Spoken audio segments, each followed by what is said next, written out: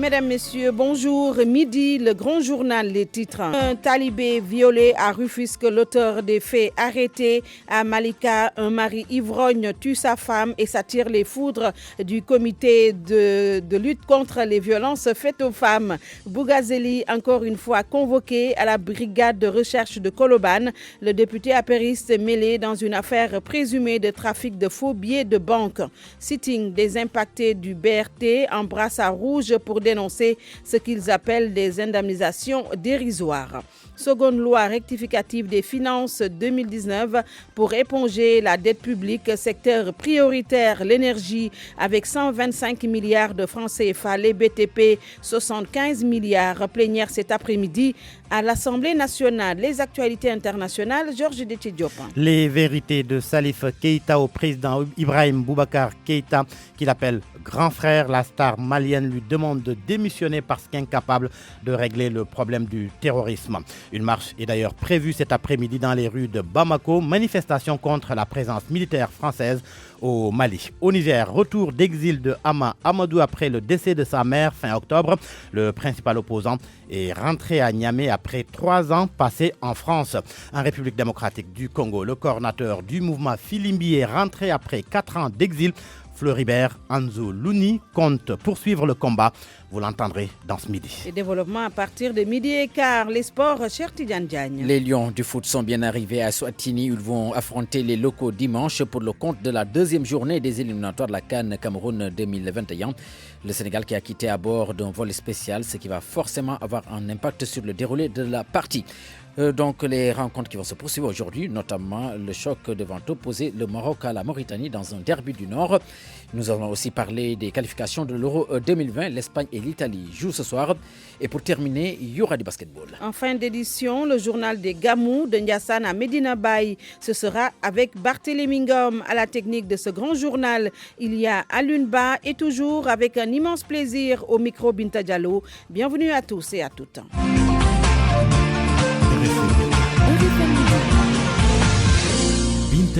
Pédophilie à Rufisque, un talibé du nom de Pathé Diop a été violé dans un bâtiment en construction. L'acte contre nature non consentant a eu lieu au quartier Cité Gabon de la vieille ville. Son auteur a été interpellé par la police.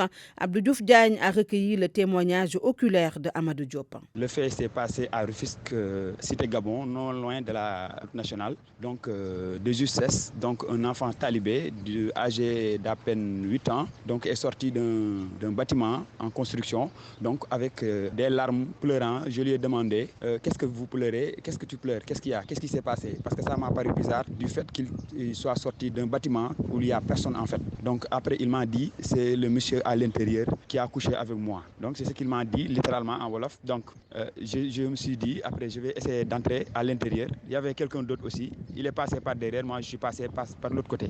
Donc tout d'un coup on a vu un gars sortir par derrière et sauter. Donc le mur, il est tombé à 2 reprises, mais finalement on a réussi à le prendre. Donc on a appelé la police. Donc l'enfant s'appelle Abdou Diop. Donc l'homme en question, donc en infraction, qui a tenté de le violer, est âgé d'à peine 27 à 30 ans. Actuellement, nous avons contacté la police et présentement même, la police vient d'arriver sur les lieux. Donc en attendant la suite. Le comité de lutte contre les violences faites aux femmes réagit suite à la mort de Aminata Ka, tuée par son époux. Pendasek Diouf condamne un acte lâche et demande à l'État de prendre ses responsabilités face à la recrudescence des violences conjugales. Pendasek Diouf au micro de Mohamed Ali Mouba. Sur les violences basées sur le genre, il y a également la perception de la justice par les communautés. L'accès à la justice, c'est un droit et ce n'est pas parce qu'on accède à la justice ou bien qu'on saisit la justice qu'on se heurte aux communautés ou en tout cas à la perception des communautés. Déjà, les femmes sont les plus frappées par l'analphabétisme de manière générale. Donc, par conséquent, ces femmes-là sont encore les plus frappées par l'ignorance juridique au plan de la connaissance des mécanismes, au plan de l'accès, au plan même des rouages. 70% des violences Il ne s'agit pas de l'élément de Penda Seck Diouf qui se prononçait plus tôt sur l'assassinat ou le meurtre de Penda Seck, de la dame Aminata Ka, tuée par son époux. Nous allons y revenir au cours de cette édition. Parlons à présent de cette criminalité en hausse dans plusieurs quartiers défavorisés.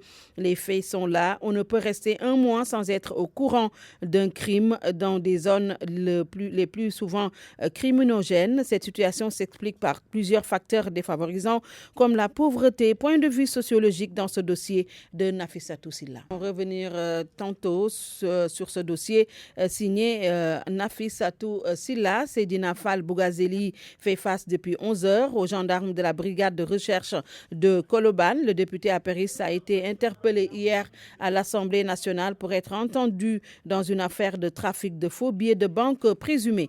Prolifération de faux billets justement de banque dans la capitale.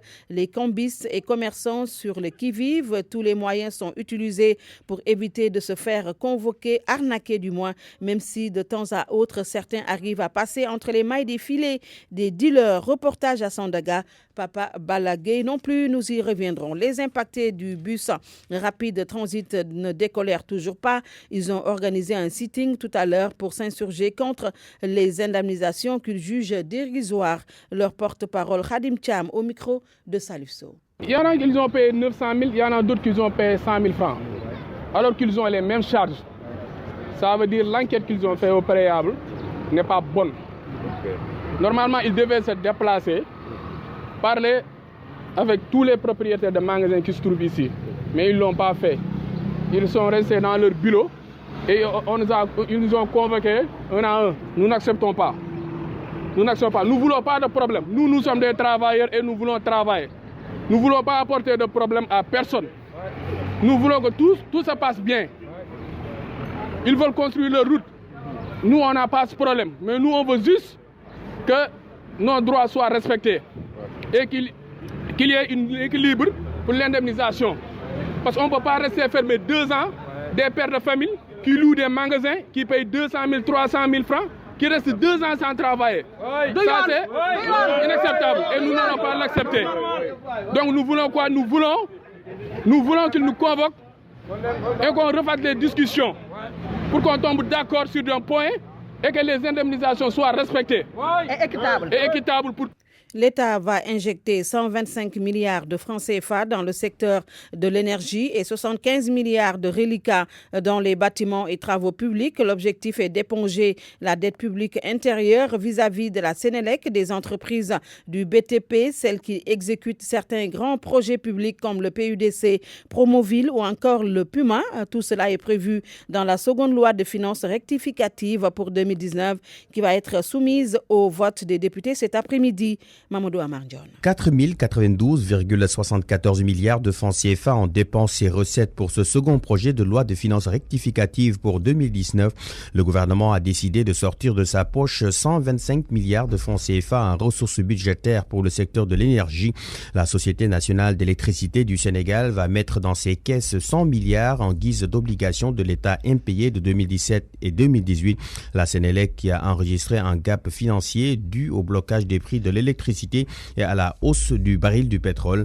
L'État a aussi prévu de rembourser les prêts contractés, de financer des dépenses d'exploitation, de maintenance, de suivi et de contrôle de l'exploitation des autoroutes à péage Ila-Touba, AIBD Mbour et AIBD Thiès. Dans le projet de seconde loi de finances rectificative 2019, il est inclus le reliquat de 75 milliards de francs CFA qui va servir à payer les entreprises du BTP et plusieurs opérations de diverses natures.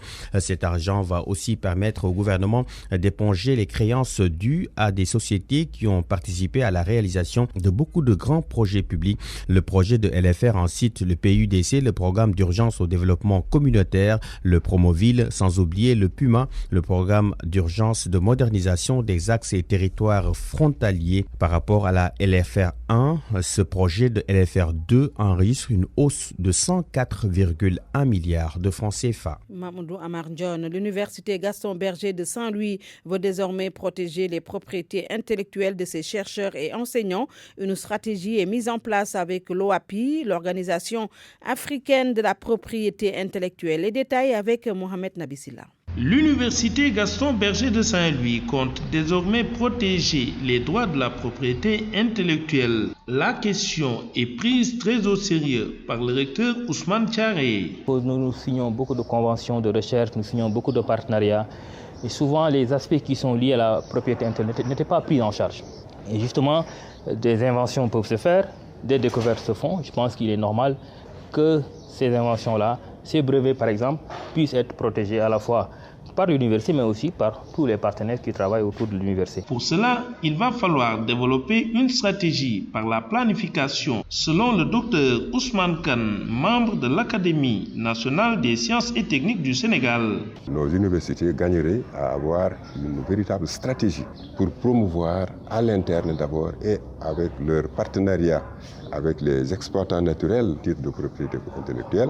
Dans nos universités, l'UGB fait quand même office de pionnière. Pour l'OAPI, cela va permettre une valeur ajoutée au profit de l'UGB. Hamidou Kone, directeur des systèmes d'information et de la publication à l'Organisation africaine de la propriété intellectuelle. Les instituts et centres de recherche, les universités sont des think tanks de la création. Dans notre stratégie, sans que cela ne soit total, la recherche peut en partie financer la recherche, mais à une condition, à condition qu'on mette à profit les outils qui permettent aux créateurs ou aux titulaires de la création de protéger ces résultats de recherche. Depuis 2 jours, une réflexion est engagée sur la planification de la propriété intellectuelle à l'université Gaston Berger, RFM Saint-Louis.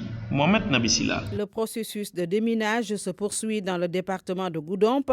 Plusieurs zones suspectées ont été répertoriées à Sédhiou. Elles ont été abandonnées par les populations. Le Centre national d'action anti-mine du Sénégal compte œuvrer avec urgence pour un retour des impactés au bercail.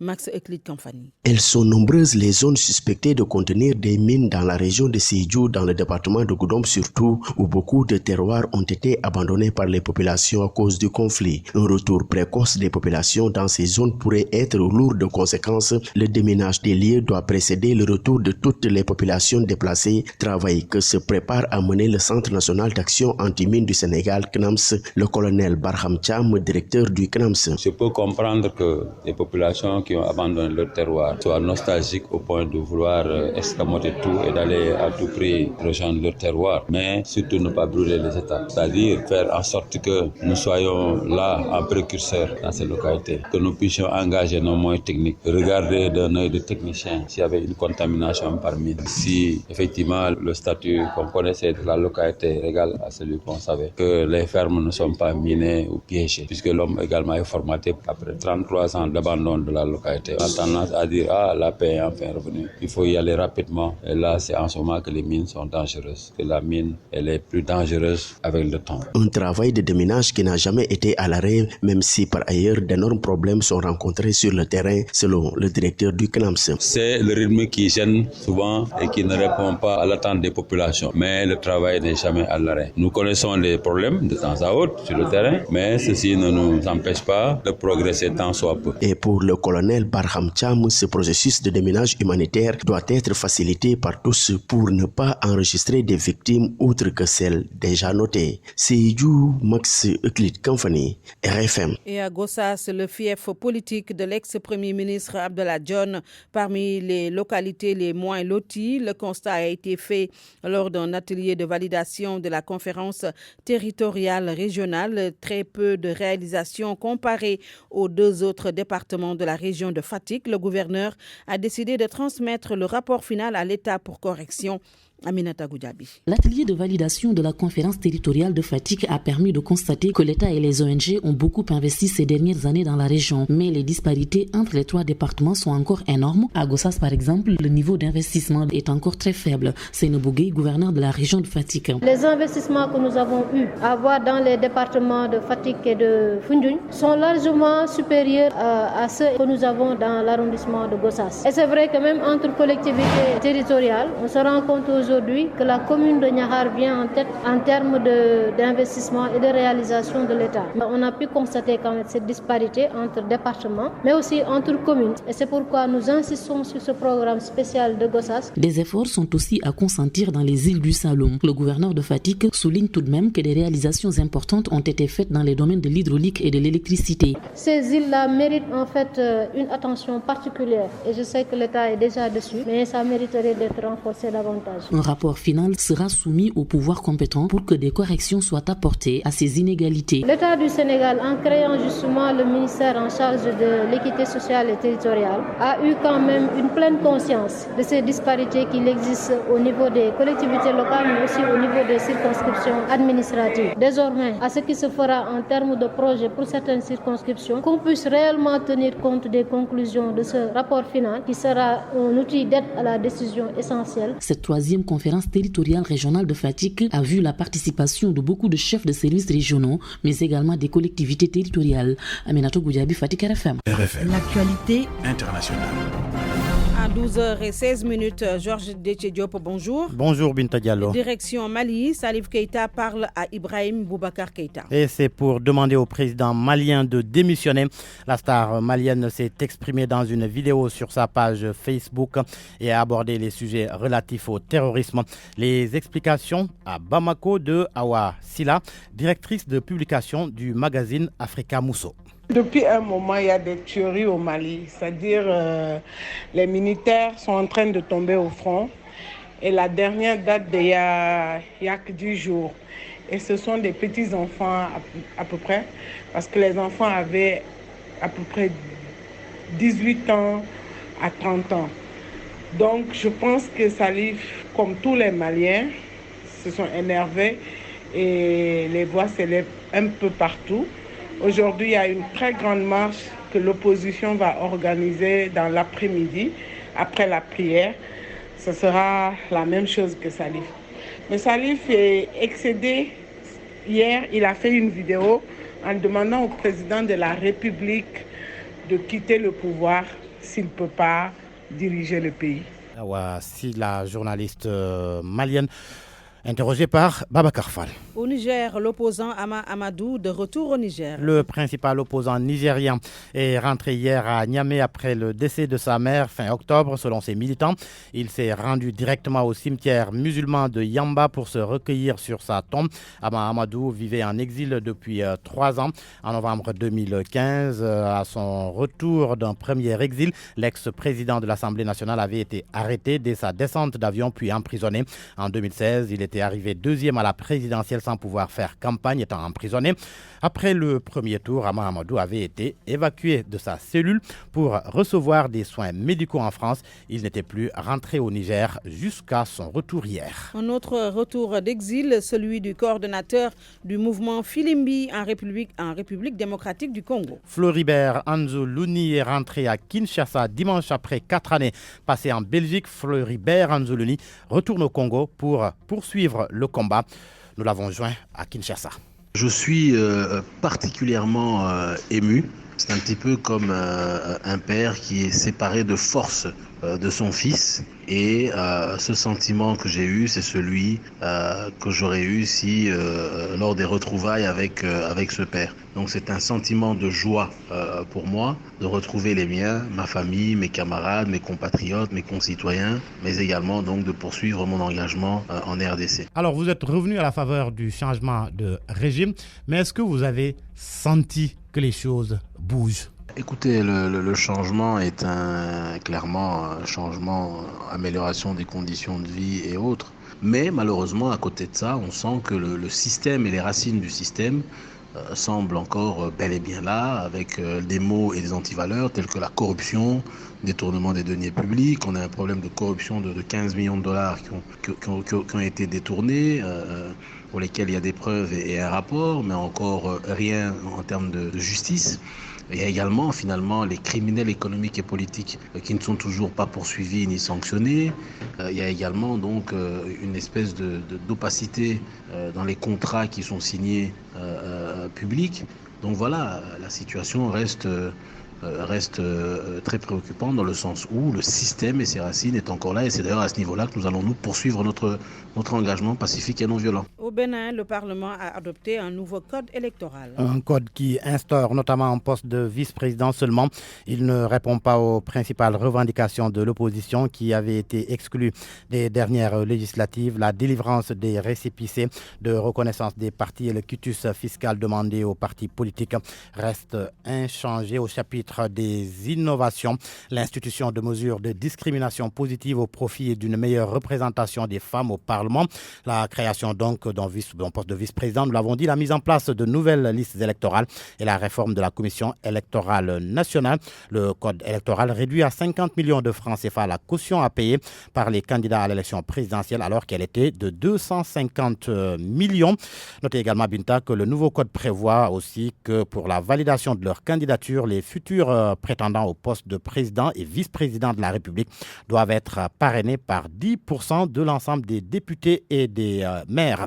Le Nigeria, le Bénin et le Niger ont décidé de lancer des patrouilles communes des patrouilles communes contre la contrebande.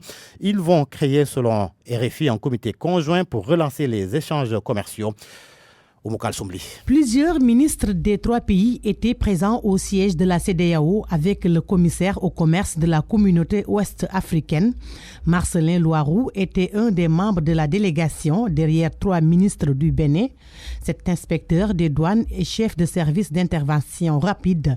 Il sera donc en première ligne sur la mise en place des contrôles et évaluations de l'opération décidée ce jeudi lors de ce premier comité tripartite. Il y a des problèmes juridiques et des problèmes techniques que nous essayons quand même de surmonter. Mais ce qui est sûr, on va trouver une solution parce qu'on le veuille ou non, nos populations, que ce soit celles du Niger, du Bénin ou du Nigeria, nous sommes tous des frères, explique Marcelin Loiroux. Douane, service de l'immigration, service de renseignement, ainsi que les forces armées terrestres et les marines au-delà des problèmes linguistiques entre anglophones et francophones. Ce sont aussi sur des cultures et méthodes de travail sur lesquels vont devoir s'harmoniser ces agents tripartites. Pour le ministre des Affaires étrangères du Nigeria, Geoffrey Onyema, est loin d'être inquiet. C'est clair que la volonté est là, des 3 côtés. Dès qu'il assure le 25 et 26 novembre qu'ils sont sur la même page, je crois qu'en ce moment-là, il n'y aura plus de raison pour la fermeture de la frontière. Et c'est cet élément qui met un terme à la page Inter. Merci beaucoup, Georges. Parole aux auditeurs. L'actualité, qu'en pensez-vous? Moi, je pense que vous devez. Réagissez dans nos éditions d'information sur l'actualité. RFI Sport. Les sports, c'est avec Cher Tidiane Diagne. Bonjour, Cher. Bonjour à vous, Binta Diallo. Football éliminatoire CAN 2021. Les Lions sont bien arrivés à Eswatini hier soir. Oui, ils vont affronter donc l'équipe locale dimanche prochain pour le compte de la 2e journée des éliminatoires de la CAN 2021.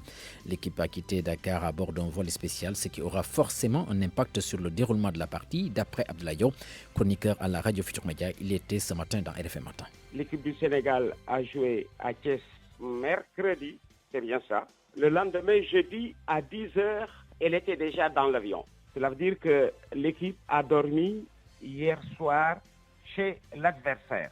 Le même adversaire, pour jouer à Bissau, a fait presque 3 jours de voyage. 3 jours de voyage. J'ai lu l'entraîneur qui disait, avec son groupe, être allé jusqu'à Dubaï pour redescendre et jouer ce match. Donc, ils sont arrivés liquéfiés pratiquement sur les genoux. Ils ont perdu 3-0. Maintenant, il faut se poser la question de savoir où sont-ils. Ceux-là qui avaient pour allier Bissau, qui se sont retrouvés à Dubaï pour redescendre et faire presque 3 jours de voyage. Donc, se féliciter de l'approche des dirigeants sénégalais qui ont fini de gagner leur match. Parce que c'est cela le rôle du dirigeant, aider l'équipe à gagner. Comme pour dire, aidez-nous à vous aider.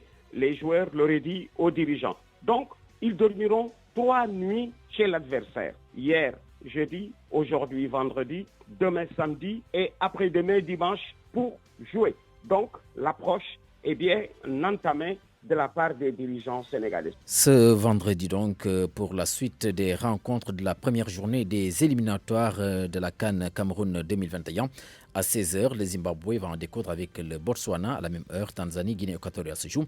19h, Maroc, Mauritanie pour un derby, peut-être du Nord, on pourrait l'appeler de la sorte.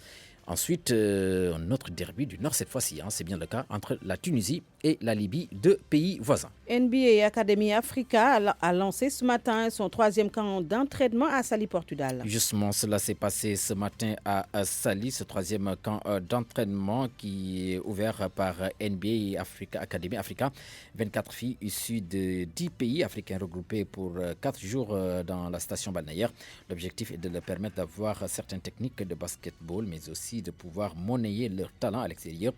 Amadou Galofa, le président de NBA Africa Academy, il est interrogé par Abdurrahman Diallo. Lorsque nous avions lancé la NBA Academy Africa, nous nous étions engagés à travailler aussi bien chez les garçons que chez les filles. Ceci est le 3e camp que nous organisons pour les filles, où nous avons regroupé à cette édition 24 filles qui sont venues de 10 pays. On peut mesurer, parler à Jennifer Aziz, Astundia et Mawadi Mabika, c'est tous des légendes de la WNBA. Et Ebony Hoffman aussi, qui sont venus ici travailler avec ces jeunes. Ils me confirment que le niveau de talent est sans égal. Je pense que c'est le meilleur groupe de filles qu'on a pu rassembler. Et je pense que c'est logique. Et plus on répète l'opportunité, on apprend de chaque édition pour améliorer. D'abord, j'ai vu par exemple des filles qui sont venues de l'Ouganda, du Sud-Soudan, avec des niveaux de basket très élevés. Et je pense que l'opportunité qui sont présentées à ces jeunes filles qui ont de l'ambition, qui ont de la passion et qui ont du talent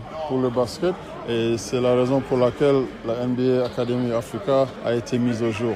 Donner à ces jeunes filles les mêmes opportunités de développement dans le long terme que les garçons.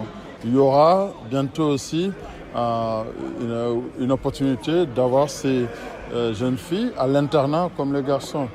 Épisme pour finir. Nous parlons de la 5e édition du meeting international de course de chevaux du Maroc qui va débuter demain à l'hippodrome de Casablanca. Plus de 100 chevaux seront au top départ. Nous allons écouter un des membres de l'organisation.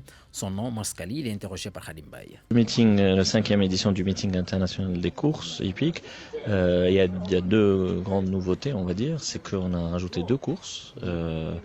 Le samedi, une réservée aux jockeys amateurs femmes, et c'est une étape dans le cadre d'un championnat de ce qu'on appelle la FEGENTRI, c'est la fédération de Gentleman Riders. C'est une fédération qui organise des courses amateurs, et c'est très intéressant puisque ça anime, c'est des amateurs qui courent. Et l'autre course, c'est dans le cadre d'un jumelage entre l'hippodrome de Casablanca et celui de Vichy en France.